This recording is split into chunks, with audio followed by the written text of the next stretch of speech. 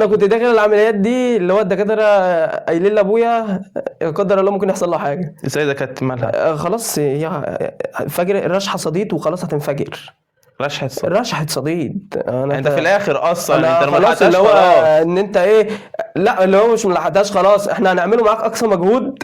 انت فاهم ازاي؟ ان ممكن ما تجيش ربنا يديك الصحه بقى. انت مش هتطلع. كملت ولا ما كملت؟ لا يا عم الحمد لله طلعت وبقيت انت مهندس بالنسبه لاي الدنيا. طالب ثالثه ثانوي بقى وكان بيذاكر ومجتهد من اول السنه، بالنسبه دي لحظه صعبه خالص. انت فاهم ازاي؟ ما انت معلش انا كنت بذاكر مش براكم، انت فجاه واحده هراكم عليا وغير حلمك كده قدام تعب ازاي ده جامد برضه يعني، تعب ازاي ده مش سهل. انت فاهم قاعد بقى وقاعد انت ايه اللي وصلك للحظه ان انت تسيب الدنيا ان هي تشتغل؟ انت ما كنتش تعرف ان انت عندك زي ده اصلا؟ انا ما كنتش اعرف، انا دايما كنت يعني بكشف وكانوا بيدوني غسيل معده وحاجات من دي، كنت بستغرب.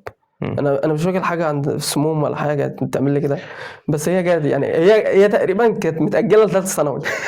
هي كانت متاجله لثالثه ثانوي من عند ربنا كده سبحان الله برضك، بس حققت حلمك، بس ربنا الحمد لله قدرك طبعا ووصلت انا لحلمك.